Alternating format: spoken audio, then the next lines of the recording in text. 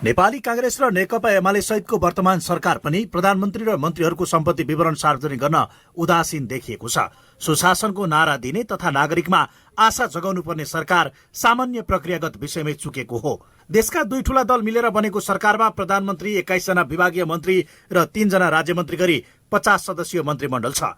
तर सरकार बनेको 7 महिना बित्दा समेत मन्त्रीहरूको सम्पत्ति विवरण सार्वजनिक गर्न भने व्यवस्था गर्दै आएको छ। हुन त यो नौलो प्रवृत्ति होइन। प्रदेशदेखि केन्द्रसम्म यो समस्या देखिँदा यसअघि प्रचण्ड नेतृत्वको सरकारले 16 पटक मन्त्री परिषद पुनर्गठन गर्दा पनि सम्पत्ति विवरण सार्वजनिक गरेको थिएन। राष्ट्रिय स्वतन्त्र पार्टीका मन्त्रीहरूले दबाब दिएपछि 2081 जेठ 8 मा सो सरकारका मन्त्रीहरू सम्पत्ति विवरण सार्वजनिक गर्न बाध्य भएका थिए। त्यसो त अहिले प्रधानमन्त्री सहित सबै मन्त्रीहरूले सम्पत्ति विवरण भने बुझाइसकेका छन्, तर त्यसलाई सार्वजनिक भने गरिएको छैन, जसमा प्रधानमन्त्री केपी शर्मा ओलीले चासो नभएको बताइँदा मन्त्रीहरूमाथि प्रश्न उठ्ने डरले विवरण सार्वजनिक गर्न आलटाल गरिने गरेको छ।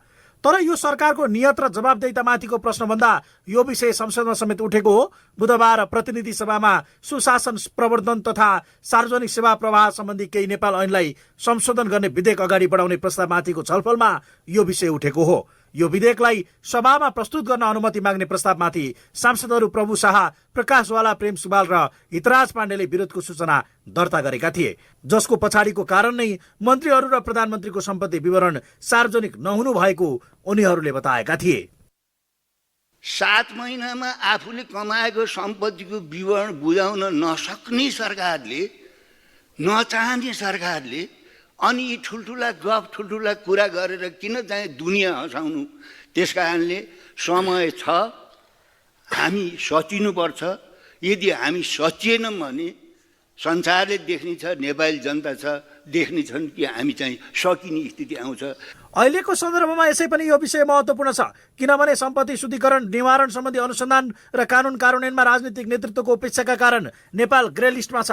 यसबाहेक भ्रष्टाचार हुने मुलुकका रूपमा समेत नेपाल दरिएको छ। अर्कातिर प्रधानमन्त्री तथा मन्त्रीहरूको सम्पत्ति विवरण सार्वजनिक गर्ने जस्तो सामान्य परम्परा पनि यसै पल्टबाट तोडिएको अवस्थाले सरकारमाथि बलियो प्रश्नको आधार नै सम्पत्ति विवरण सार्वजनिक गर्ने विषय पनि एक भएको छ। यता अख्तियार दुरुपयोग अनुसन्धान आयोग ऐन 2048 को दफा 31 कले पनि सार्वजनिक पद धारण गरेको जुनसुकै व्यक्तिको पनि सम्पत्ति विवरण नागरिकले जान्न पाउने अधिकार दिएको छ। भ्रष्टाचार निवारण ऐन 2049 को दफा 50 मा समेत पदमा बहाल भएको 60 दिन र हरेक आर्थिक वर्ष समाप्त भएको 60 दिनभित्र आफूसहित परिवारको नाममा रहेको सम्पत्ति विवरण अनिवार्य सार्वजनिक गर्नुपर्ने व्यवस्था छ।